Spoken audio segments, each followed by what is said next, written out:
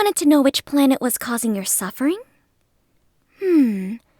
How about Earth? Yeah, you can hear me talk, but they shouldn't hear me talk. That's funny. I'll have the voice of Goose Don't on react my to that. side. Oh. It's too late. I have the ghost of a avian entity in my head. But yeah, welcome to the dojo. Shiso as lepton miniguns it down. So both players, lepton obviously taking through the first game. Oh my god, once again, actually using the attack return to their advantage, forcing a Nard to take 12 damage from the explosion. Really smart play there. That was intentional. That was really intelligent, as you get attack return but not quite get the kinetic wave because of hit step. Beautiful inverter combo. Gonna get 2 ticks, and the last triple barrel will hit due to the whiff punish attempt by a Nard. Minigun in hand on both players. Nard will get the minigun first. Push slashes on both players will whiff. As some lag comes out, claw trap gonna be set. Nard gonna dodge nothing, but we'll see if this bomb does anything. Nard will push the bomb out. Minigun triple barrel, not quite a true combo. Will walk into the claw trap, and fortunately, Nard isn't using the there's a very specific combo for Shiso where if you hit your step slash and you're aligned with them horizontally, you can use W2 into W1, and that will always be a true combo. So Nard not using that might be nerves. It's a pretty difficult combo to pull off in the heat of the moment because you do have to be very aware of it, as triple barrel from lepton will tag a Nard. Bomb pushed back, but lepton will miss it. Gonna use kinetic wave as Nard stands right behind it. So another 12 damage taken by a Nard. I think that's 3 total bombs. This fadeaway finally hits with gravitas. I think that's like 3 or 4 12 damage hits in a row on the Shiso player. For our second game, we're gonna have Adwins on Dreadworm, and is that EtceFrFx? Is that right? I'll just call him for real FX. Or maybe just etc. I'll choose the name as we get into the game. We have Dreadworm versus Chiretta. The Chiretta deck is going to be a pretty standard looking deck. I think that's Shid's deck, totally not Shid, who made a video about that deck on YouTube. So already seeing his impact in this game. And then we're going to also have a pretty solid looking deck from Adwins as well. This is a pretty good coverage deck from Dreadworm, where you run a lot of spells that deny rows, columns, a bit of lag coming out. We'll see if we get a reset of the lag settles. Unfortunately, you can't see the rollback on spectator screen, as wow, the new effects on Dreadworm are a little trippy to look at. This is the first time I'm seeing them for myself. But yeah, both players just waiting around, trying to see if the lag settles. Adwins is just kind of throwing spells out, etc. Just standing around, still waiting for the ping to settle down. And in the end, etc. will take 20 damage? Maybe this is a ping check. Hopefully this is a ping check, because never mind. They will be playing, etc. Gonna start the game down about 27 HP. And Adwin's gonna be trying to go for a lot of zoning pressure. Push slash to deny the front, beam crystal to deny rows. And etc's gonna have to really work to get this Dreadworm out of their comfort zone. We'll hit the W1, but won't commit to the minigun. But we'll hit W2 into backstab, bomb set, and tangle whiffs. Another strong W2 there, but nothing to capitalize off of it. Claw trap in hand, push slash also in hand. Nice shield. Will run straight to the trap. Good dodge. Will whiff push slash because of the Dreadworm laser, as now bombs out in play. Looks like there's a bit more lag going off as Adwins does prep the beam crystal and the bomb. That's like etc. Trying to go for third row punish. We'll get a good amount of damage, but Thunder not buffered correctly. Step slash sadly down into the beam crystal, so we'll take 10. These W1s from etc. are getting some pretty good hits in. I think that's the Q, but not many cards in their hand to capitalize off it, as a bomb will come off, and suddenly, blink of an eye, Adwins is back down to 20 HP. So I blinked and etc. managed to equalize the HP. So we'll see if Adwins can use his zoning properly to kind of scratch the damage back, as Suture will land, Claw Trap will be locked out of. We do have step missiles in the hand of Adwins. Okay, step gun be used with the bomb. Mistletoe hitting. We'll see if etc. goes for the push slash. Won't go for it. Does use it now. Beautiful minigun. Blink to catch Adwins walking into the Claw Trap, as that was a fairly laggy game. I don't know if these players will want to take that one. especially since etc. was kind of just sitting pretty for the first basically 30 seconds of that match. So this matchup is very, very annoying for Saffron. Well, it's actually annoying in both ways because both characters are so good at controlling Rose. So the way that I personally have played this matchup in the past is just you don't walk into the gunner. You just use step slash out slash to kind of off angle the gunner, because if the gunner tries to walk down and counter you, just because of how fast step slash comes out, they won't be able to get the laser off. And the same is true for the Saffron player, where if you try and walk into the gunner and use abilities, the laser will often hit you. Thankfully, they're barely avoiding the big beam there. Kind of surprising, actually. SandwichMaster, once again, does have a decent start, but Brobud has shown to be able to play from behind.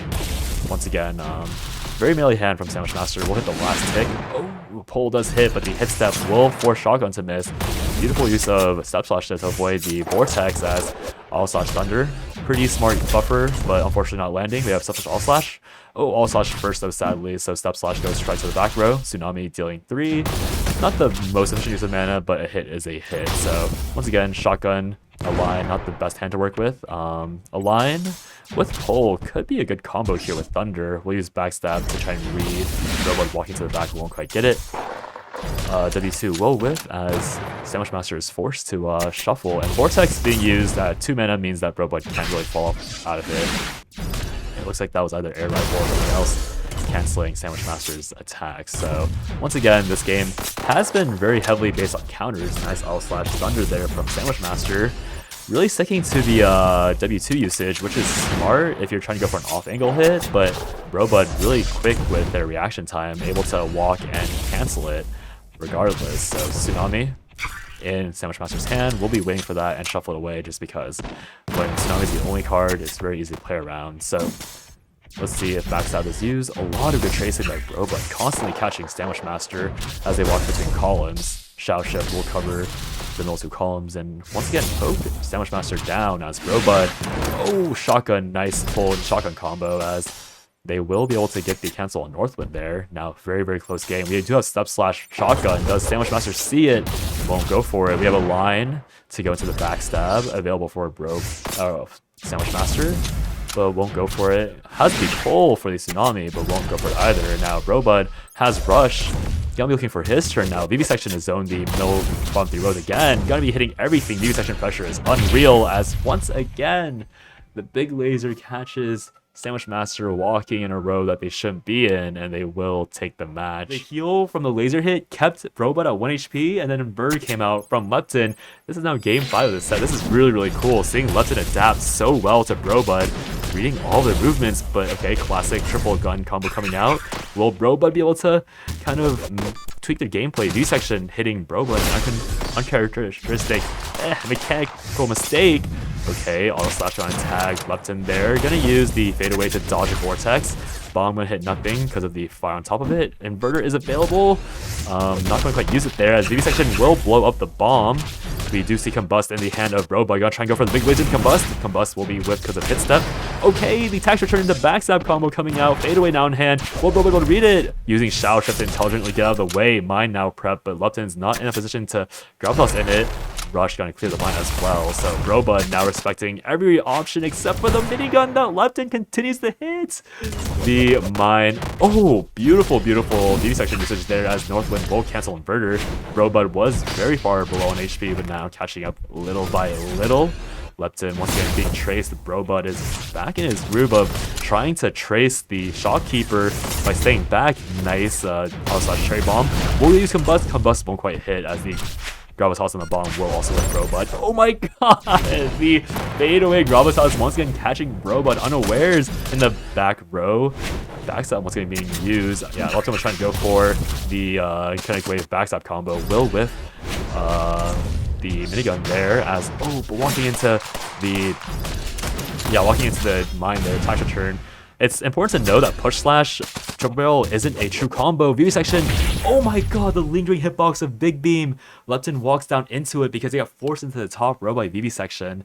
And then because of that last singular frame of Big Beam being slightly longer, I think, than all the other beams, Lepton barely gets tabbed by that laser and their toes will be sheared off. Wow, what a beautiful set of 5 games. That was crazy. They both they were both learning so much. Like Brobud was so comfortable in those first 2 games, and then suddenly Lepton was like, "Yeah, don't worry, bro, I got you." And then both of them fought for their lives. So many good reads by both of them. But Brobud, with the buffer from the first 2 games, was able to catch Lepton just a little bit unawares. Wow. That was crazy. JadedDesire's deck, I believe, does have some pretty good combo game, but they do have to look for that Entangle W2 minigun shenanigans. They weren't quite able to do that. Saffron is pretty hard to play horizontally against just because of Sparkler being such a nuisance and countering people over and over again. But the Beam Crystal is always there. And so here we go again, step slash pull with a line. So we're going to probably see pull burned here just for a line thunder. Yeah, line thunder. Oh, nice counter hit though by JadedDesire. Going to deny the thunder. Unfortunately, Tsunami does pop out. And a, wow, really good minigun read by JadedDesire. Okay, Entangle does hit. Will they go for the push slash? They won't. And Boomerang will always be a nice little 90 attacks. Auto slash will deny the gun. Unfortunately, JadedDesire doesn't quite have the shield tech on lock, and also JadedDesire seems much more like the player that I thought would be in this lobby, because they are quite good. Like, you can see that they know what they want to do, and you can see that if they like had the proper combo routes, they could do so much. But they're still trying to get used to the game characters, so they're like looking for the hits. They know, like, I can see it processing their head, like, oh, I need to hit these buttons in this way and it'll work. But because again, this is more meant for fresher players that are still working through it. So I can see the gears turning in JadedDesire's head, but not quite able to execute. Oh, the Align. Oh my gosh, the Align Thunder Entangle. SandwichMaster Align Thundering the Beam Crystal. And then, yeah, JadedDesire reading the future and hitting the Entangle for the 2 damage. Yeah.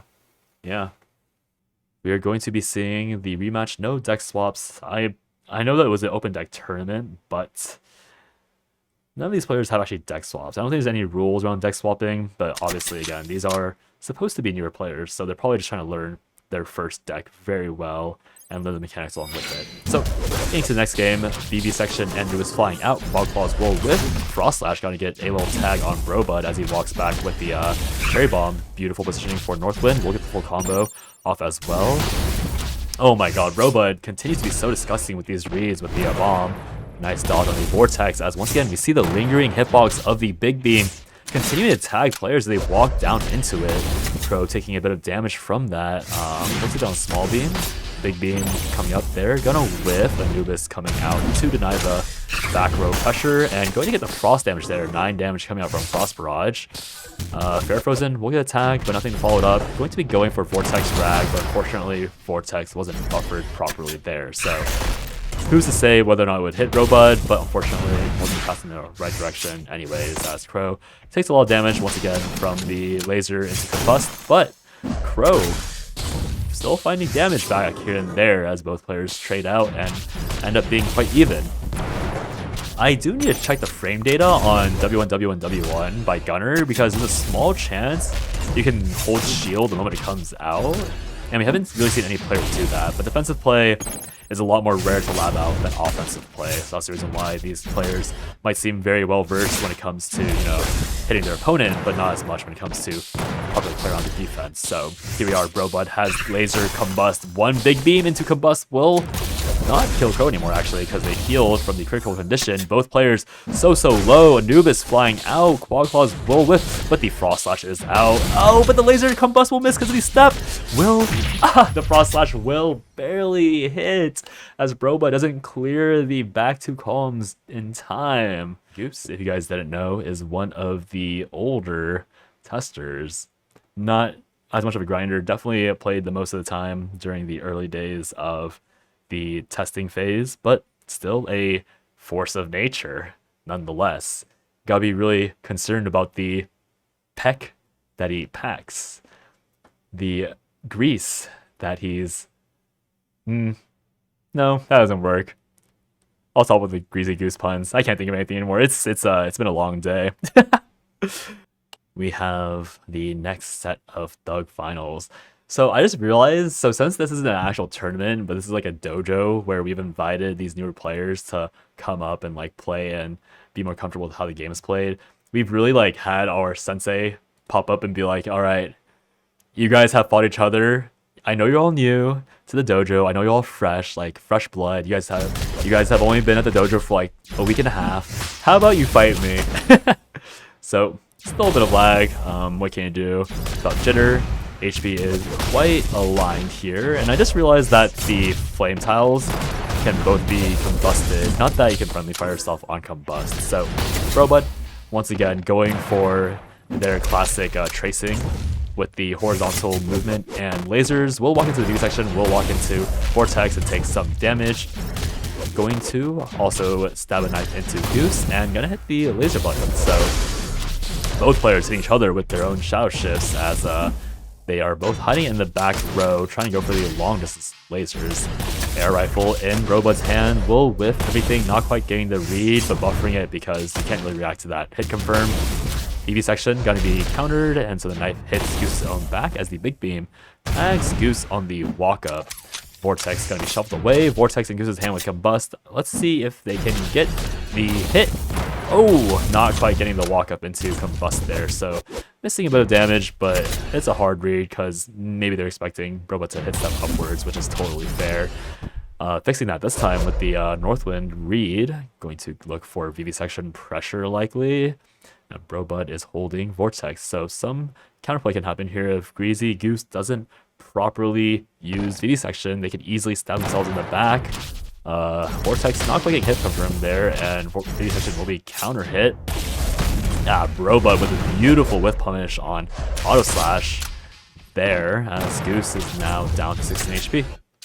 Auto air rifle in hand, gonna smack Brobud for some 0 mana 2 damage action. Northwind, Vortex, Goose now in the critical HP range as VV section does fly up. Will hit all the two VV section bullets as Brobud is trying to sit in that top row and just wait for Goose to walk up, which he has to eventually to play the game due to the nature of the deck. So Brobud gonna do quite well for himself there as the ping does come out. So the 3-2 for Brobud, the Gunner Master. The Goose has been cooked. No oven required.